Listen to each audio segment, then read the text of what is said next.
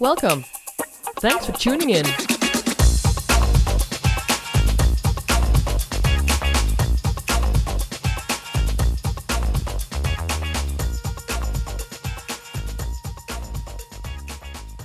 Zanna! Miranda.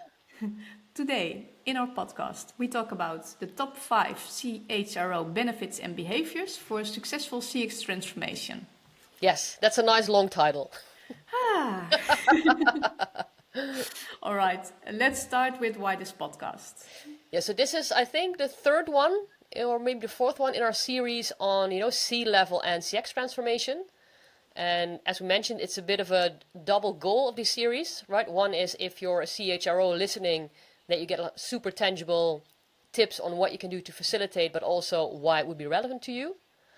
And if you're a CX leader listening and you need some concrete tips on how to engage your CHRO or your C-level leaders, then this podcast is also relevant to you. So that's why this series. And then maybe why the link to CHRO when it comes to CX, because CHRO might think, I'm only for EX, right? What should I do with CX? But I think if you've been listening for a while or watching, then let's say my vision for customer experience is not the operational side of CX, mapping journeys, measuring touch points, right? My goal is CX transformation. And for me, the 3 pillars beneath that have always been customers, employees, and purpose. And so you see also one of the most recent programs we did in the Middle East with Zain. That was a transformation program that was also sponsored by their CHRO. Right, so there's a very important link to make between, if you want transformation, between EX, CX, and just integrating it everywhere to really make it part of the DNA. Yeah, for sure. All right, thank you for that. Let's start with the benefits. See. First one, talent acquisition and retention. Yeah, so what I tend to do to prepare, right, is not only just know, hey, what do I know? What are the challenges that this specific C-level is facing? But also I, ask my friend ChatGPT, hey, what are the most common challenges? And then, so not CX related, right? What are just the challenges for the CHRO? Tiny slip of the tongue. Side note, you should not have a chief customer officer, not have a chief experience officer, because everybody will look at them and say, but they are the ones doing CX, right? So that was not an intentional slip of the tongue hinting at a CHRO. Don't do that. So we just look at, hey, what are the 5 to 10 most common challenges in that specific role? Right. So what are the challenges of the CHROs? And then see, is there any specific link where CX transformation can help you with that specific challenge? So the first one indeed was talent acquisition and retention. And for me, so of course we're not the recruitment experts, and I don't think that CX there has a role. But what you do see is that there's more and more need, especially for younger generations, to really understand the purpose of the work that they are doing. And we've done several driver analysis as well to really figure out, hey, what creates employee engagement? And it's not just purpose, but that purpose always tends to be connected to making an impact on customers. So if I understand why I'm working for, I don't know, a car company because, I can make a difference to, I think there was an example where, I'm going to steal it from Dan Cable. I think it was a factory and they were making tires for cars, and specifically for cars that needed to race on ice. And then they decided to bring the engineers to watch those cars, and that fully inspired them and of course made their design better, because now they understood the purpose of why they are doing this. Yeah, that was a really nice example, right? Yeah, so purpose doesn't always mean that, right, you need to want to change the world, right? Purpose can also mean, hey, I'm making somebody's life easier, better, because we built and designed better products. So I think what CX transformation, when done well, right, you figure out what are the key drivers of customers, and then you can better explain to talent that you already have or talent that you're recruiting, hey, this is why we are, on this earth, and this is what you can contribute to, right? I think that's where CX transformation has a very nice marriage with talent management, actually. Yeah, for sure. All right, nice. Number 2 benefit, employee experience. Yeah, I think that's the most, let's say, easy link, right? There's no customer experience without employee experience and vice versa. So yes, of course, it's super valuable to find the drivers of employee engagement. And we've also recorded a separate podcast. So only a side note, there's a lot of creative accounting going on when measuring employee engagement and finding the drivers. Right? Either the drivers are not found in those tools, right? They measure like 30 statements and they just give you the score of the statement. And they say, okay, the lowest score might need some attention. That's an issue. And the other issue is that how they define employee engagement tends to be, for example, the eNPS, and which you recommend this company as an employer. Maybe some, would you still stay with this company? But it has nothing to do with the scientific definition of engagement. Now, why is that relevant? I'm not the science person per se, but if you're not measuring engagement, you can never find the drivers of engagement, right? So to be more effective, you need to understand what you're measuring.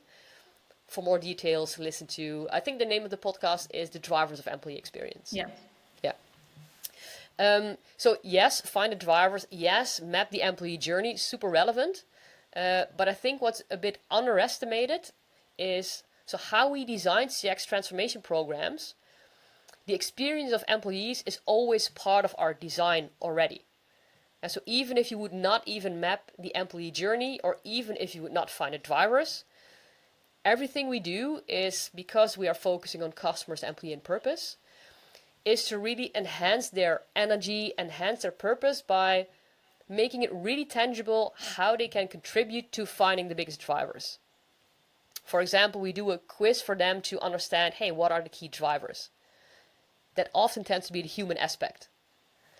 And that's immediately connected to their sense of purpose because, giving people a job at Randstad, that was once why I decided to work for Randstad. Not so much, handling so many vacancies and so many files, so to speak. So that's where already employee experience come in, because then they feel, hey, finally proof that, this human aspect really drives business results. Then we do things like a quiz, right? A Kahoot quiz to create a lot of energy. We translate those drivers into tiny habits that are integrated in their daily routines with an energizing and fun theme that spreads across the organization. We create journey teams, right, where we bring people together from different departments. So I think the obvious link is, yes, map the employee journey, find out drivers. But maybe the less obvious element is that we use employee experience actually as a design principle for a successful CX transformation. Yeah, cool. Thank you. And we for really sharing. like doing that. Yeah, it's really great, right? That's where the fun starts. Yeah. Yeah, maybe I just reminded, so one of the most beautiful quotes that I think that we received during those programs, after, doing those tiny habits and understanding the drivers, was that they said, this makes my work more fulfilling. I mean, that's why we do this, right? Yeah, goosebumps. Yeah. All right. Number 3 benefits, culture transformation. Yeah, I think almost any company, and especially CHROs, are thinking about culture transformation. Yet at the same time, the challenge is that culture can be super abstract. It can be super complex. And I think also one of the benefits of sort of using CX transformation, because of course we are also working on culture, but we just don't use the word because, it's a 10-year vague program otherwise. So I think you can also make use of it because a lot of companies now, a part of the culture is to create more sense of purpose, to create more focus on employees and on customers. So you have a very tangible vehicle with the CX transformation program to make that cultural change really tangible. What behaviors are we do we mean when we talk about transformation? What does it mean for me as a call center agent? What does it mean for me as a CEO? As also, when you're building or changing cultures, leadership is key. One of the podcasts that we recorded with Nayara Cantabrana from Randstad. You probably know the quote, right? Culture eats strategy for breakfast. She states that leadership eats culture for breakfast. And so meaning that leadership really matters. So also here, a lot of leadership programs are focused on, of course, just building leadership general competencies, which is relevant. But I think what's lacking is then the translation, okay, but what does it mean for me as a team leader to focus on the customer or to focus on more purpose? What does it mean for me as a manager? What are we asking the CEO to do? Right. So also there, I think the added value is to make your culture transformation more tangible, and then you can also see the effect of, hey, we also designed a survey where we track, let's say, what is the perception of how customer centric we are, how purpose driven we are. So you actually can measure, are we moving in the right direction? Yeah, great. And make it more tangible. Everybody wants to join, right? Everybody wants to do something, and sometimes it's just a question, but what? So make it super tangible is also really valuable, right? Yeah, absolutely. Yeah, what can I do, right, in my daily work? Yeah. Yeah, exactly. All right. Number 4, enhance business impact HR. Yes, and I think enhance business impact and the last one, get a seat at the board level, they are a bit intertwined. So I might blend them together. But the business impact, I think also here, HR, as a lot of CX professionals, they tend to struggle with, okay, but how can I prove business impact? And of course, I think you can easily measure it as part of our CX Academy. So EX is, I forgot to mention that, right? So our vision of CX transformation is that you need to combine 5 types of experience. And one of those types is employee experience as well, right? So it's really integrated in how we roll out CX transformation. And part of our vision is also that, you want to somehow figure out how can we prove business impact. And that can be on the EX side by enhancing retention, right? If you know what the costs are of training new employees, or the time, right, it takes. Let's say now maybe you need to have 6 months before they are fully functioning. If you can bring that back in 3 months because of more smart and purposeful onboarding, there are easily financial gains to be proven. But for me, I mean, that's one side. I think for me, it's even more important. The same with CX is how can employee experience support business goals, right? If you make the daily work of employees easier, they will have more joy, they will have more fun, but also they will have more impact on customers.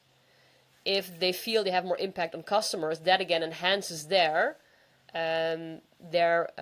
joy in work, right? So I think here making sure that, okay, what are the company goals, and then translate back, okay, how can we from employee experience contribute to those goals instead of making employee experience or HR a goal in itself. I think that's where CX and EX have sort of the same pitfall, where they are too focused on their small island, right? Their tunnel vision. We need to do something with EX. We need to do something with CX. No, we have a business and we want to make an impact, and both should facilitate that business impact. Yep. You mentioned financial impact in the academy really fast. Can you elaborate a little bit more on that one? Yeah, so here also I was thinking, so when I was building out the academy, right, teaching others how they can run the methodology successfully. So on the CX side, you also have the challenge of making it measurable, and people used to do that by calculating like lifetime value or reducing retention of customers. I also started there. And what I saw is that that's super ineffective, because you have a gazillion assumptions, and it's something that's pretty far away, right? Before I can prove that retention matters, maybe I need to have a year to see if my improvements have an effect.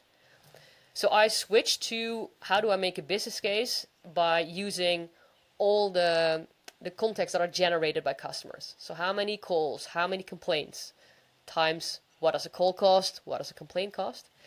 And then you have a super fast, easy business case with hardly any assumptions. And 9 out of 10 times, way enough budget that you don't need to actually make a difference. So on the EX side, you can do the same, right? There, I think it's more easy to make the financial side of retention.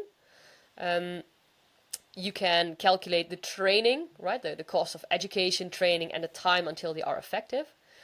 But also here, I think an underrated part of the business case is if you analyze the journey of employees and you can reduce unnecessary time, it's way more efficient, but also instead of reducing the workforce, you can say, hey, instead of reducing people, we can make sure that they spend more quality time with things that actually matter to customers or that actually matters to the business. So I think those are three different perspectives on how you can financialize also the employee experience impact. Nice. All right. You already said enhancing business impact and get a seat at board level. It's really intertwined. Any other thoughts on the last one? Yeah, I think here, again, there's a very good parallel between, let's say, operational CX versus transformational CX. And the same holds true for operational HR versus transformational HR. I see too many HR departments really being stuck on, making sure we have education programs, contracting, leadership programs, but they don't really have a seat at the table where they are part of designing the strategy. And it's sometimes a bit of a chicken and an egg discussion where, you're not having a seat at the table because you're having a too operational view. So somehow you need to level up. But I think if you can embrace indeed a transformation role and you can prove your business impact, then, bringing the things together, I think that's where really the magic happens of accelerating transformation, right? Really stepping out of, yes, the operational basics needs to be there, right? You need to have a way of how can I grow within the company, training. But indeed to really discuss, for example, also with leadership, hey, what does transformation mean for us? What behaviors do we want to see?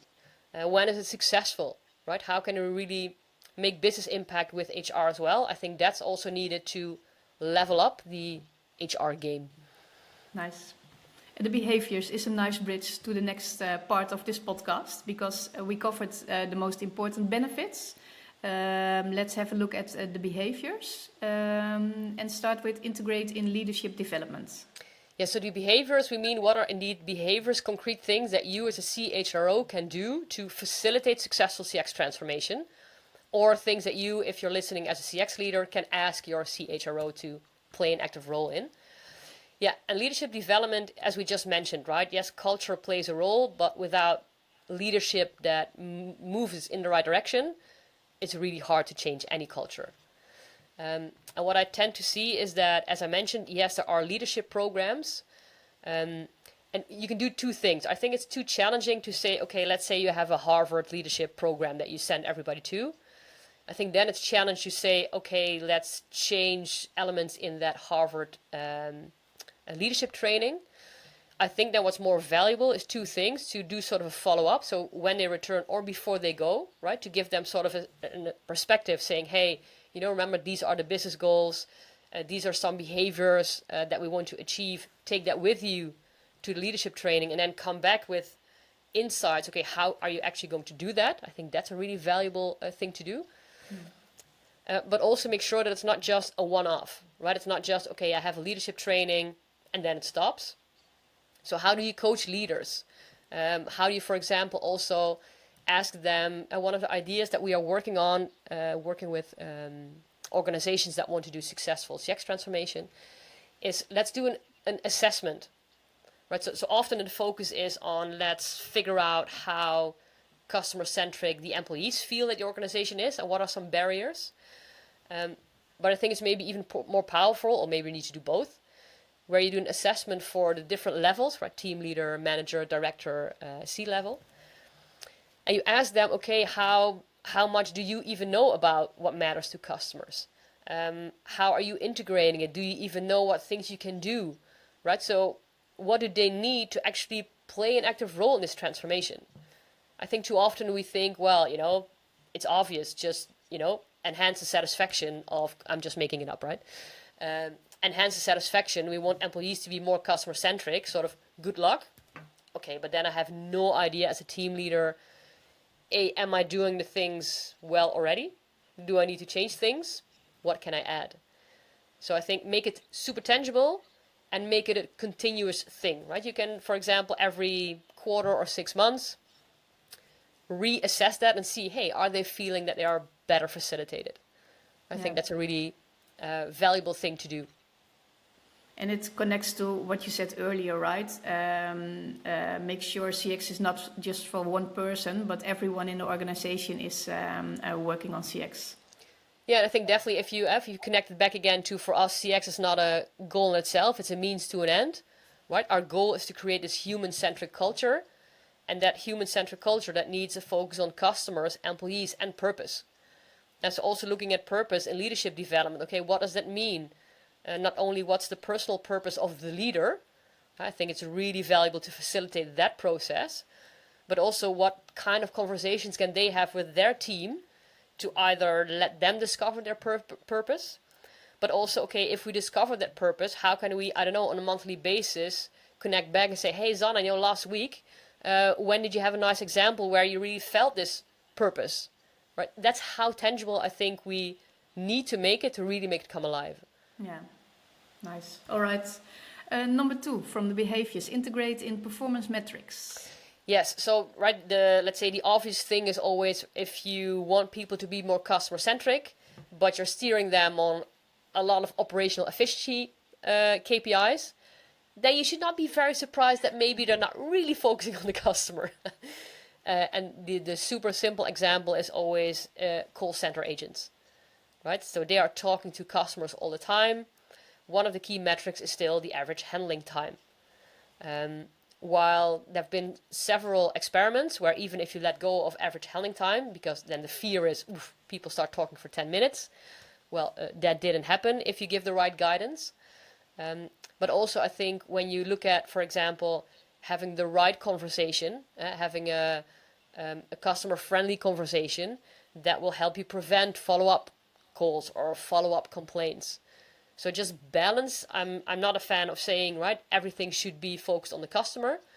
So have a nice balanced set of performance metrics that integrate also the customer's perspective, the purpose side of the organization. Yeah, exactly. All right. Number 3, I really love this one. It's really powerful. Redesign onboarding. Yeah, so often we tend to start cooperation with customers with a scan. And then we say, okay, we have these 5 types of experience, right? We have brand experience, customer experience, employee, service experience. Those are the human channels. And user experience. Just give us everything that you're measuring, everything that you're doing. And then we see, hey, how well are you measuring? How well is it integrated? And of course, because EX is an important pillar, we also ask, can you share some onboarding information? Can you share employee journey documents? And what often happens is that they say, yeah, we have employee journey information. That then tends to be a very, let's say, procedural description of, what do we have to do to ensure that an employee, I don't know, hands out the idea, not the idea as in brainwave, but the ID, sorry, like a passport, or to even get access for, a pass for the organization, for example. So it's super operational, super functional. Mm-hmm. That to me is not a journey. But also what I love, because the onboarding is so tangible. So that's one of the journeys, my onboarding journey. And then if you look at how they design it, it's still in 27th of March, 2025. It's still a lot of like a day long, sending information. This person comes by from that organization. The CEO is telling something. And there's so much easy win if you just say, okay, maybe if you have like a 3 months training or 1 month training, we're not saying throw away those 3 months or 4 weeks, but just focus on day 1. And so with one of the other clients, we also said, okay, let's just redesign day 1.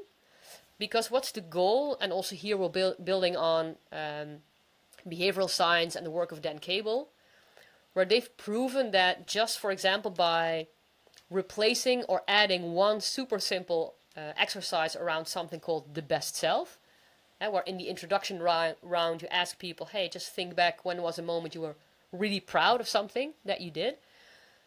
Purely by adding that exercise, and they compared it with onboardings where they did not do the exercise, the retention was like 30% higher. Because what are you doing? You're immediately diving into my emotional connection with the organization.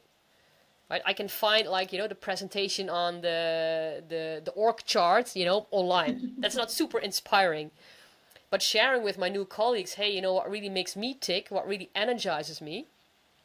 So we really love also now sort of blueprinting, hey, just to make a challenge, this is sort of the, a utopia onboarding day one, right? Where you have indeed this best self exercise, or you help them to discover a layer deeper what is actually your sense of purpose, right? Make exercises. You let them work on a customer problem. You let them talk to customers, right? So then I really feel, hey, I'm making a difference. And then, yes, the operational functional stuff is probably relevant. Don't let them wait 4 hours in the IT department to get a functioning laptop, please. If needed, do that on day 2, not on day 1. So really, I think the onboarding is it's an important one, right? It's the first introduction with your company.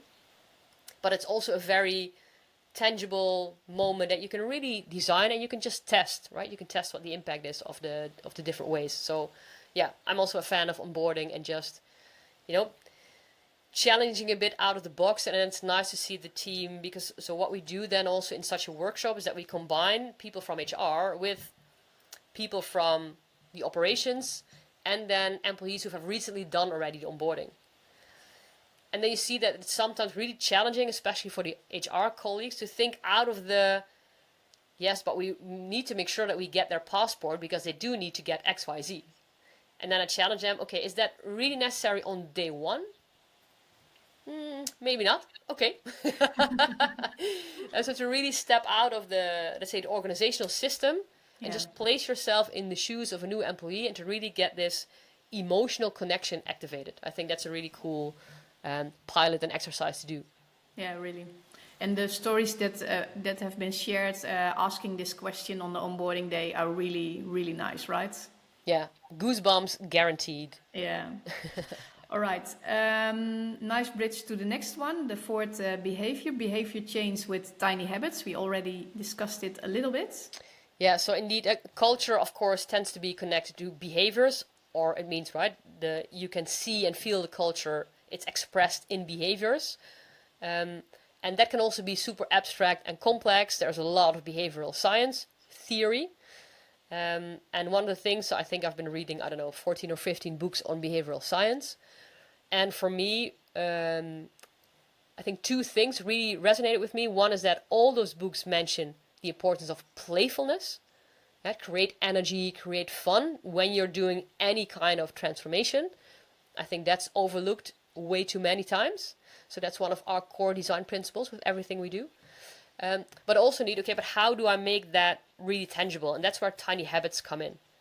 And tiny habits, I think the 2 key elements of the theory, so it's a book written by B.J. Fogg, or what people tend to appreciate as an easier read is from James Clear, and his book is called Atomic Habits. And he also references tiny habits, so both books are fine. The core of the idea is, yes, it's tiny, right? It should be a small habit. An example, if I want to start running the marathon, then people say, okay, maybe I need to start jogging for an hour every day. Not very tiny. So the example is, okay, let's start every morning, I just put my running shoes close to the front door. And whenever that's a part of my routine, then, okay, maybe I go for a walk for 10 minutes. And so you build it out. So it has 2 things. It needs to be small, but I think more importantly, it needs to be integrated in your daily routines. And so what we then also do is we have different functions in the organization. We have a call center agent. We have an account manager. We also have non-customer facing colleagues. We have leadership. And we assess, okay, what does your daily journey look like? And what are some common routines? I stop and start a gazillion Zoom calls or Teams calls every day. Hey, that's a perfect hook.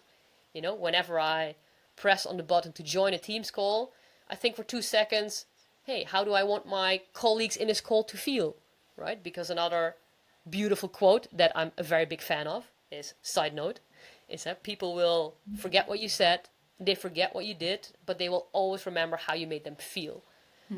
So also as a leader, just, taking a deep breath for 2 seconds and just realizing that before you enter a meeting, you will have a very different meeting, right? Just by doing that. Yeah. Just making those tiny habits, again, it's making an abstract, complex behavioral change thing fun, energizing. We just ask them to experiment, right? Just choose one tiny habit, go experiment for 4 weeks, see how it works for you. If it doesn't work, don't just stop, but just then maybe it's too big, maybe it doesn't have the right routine. And so also get this continuous learning with tiny habits in the DNA of the organization. So it's a nice double goal that you're secretly weaving into the organization. Yeah, for sure. And by the way, but maybe you want to mention that as well, we have a complete separate podcast on how we use tiny habits. So I think that's also interesting for listeners or viewers. Good one. All right, the last behavior, integrate in recruitments. Yeah, I think it was a study, I'm not sure, maybe it was KPMG, where they figured out, because it's pretty costly when, especially in this current market, that you get good candidates, but somewhere along the way, they decide not to continue. And just linking back to purpose, right, and making an impact on customers, what that research discovered is that when the managers on the other side of the conversation were sharing, why they were proud to work in the organization, so sharing more the emotional stuff, and then the percentage of people going through the whole journey increased, I think, like by 30% or something. And so I think also here in recruitment, how often are you telling about the purpose, right, of your organization? How often are you sharing, last week, this was the impact that we made on customers. I'm just making it up, right? But also here weaving in employees, the customer's purpose into your recruitment journey, and let the people that I meet talk about it, or, I don't know, make a fun, inspiring video, right? It doesn't have to be all in meetings. But just consciously redesigning your recruitment journey from those 3 pillars. And you will also do different things than just a functional, be at the office at 9 a.m. This is your next interview, etc. So, I think there you can also, just as onboarding, you can really tangibly revisit and redesign your recruitment journey as such. Yeah, cool. I love it. So these were the 5 benefits and the 5 behaviors. Yes. Did we cover it all? Any last thoughts? One final thought that I think I'm sharing, I'm not sure if I share it at the end of each podcast, but definitely it's something I mentioned to each C-level that is working on transformation. You have C-level colleagues, right? And you're probably meeting, I know, on a weekly, bi-weekly basis. I think it's really crucial that you hold each other accountable from energy, right? Don't start, handing out whips. But just from a reflection standpoint, right? I think so many leaders, employees, everybody just keeps running. They're not structurally planning time to just sit back and reflect. How are you doing with, creating more sense of purpose in your team? Hey, when we're taking decisions, are we actively checking, okay, yes, it makes sense from a cost perspective, but what are the consequences for employees, for customers, for purpose? And so can we actively show to our organization that we are balancing all the different perspectives?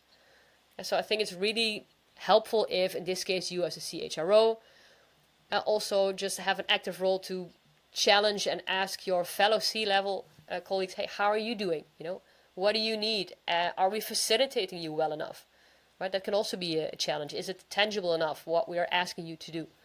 So take ownership and be the transformation you want to see in the world. That's a nice wrap up. Thank you so much. My pleasure. See you next time. See you next time.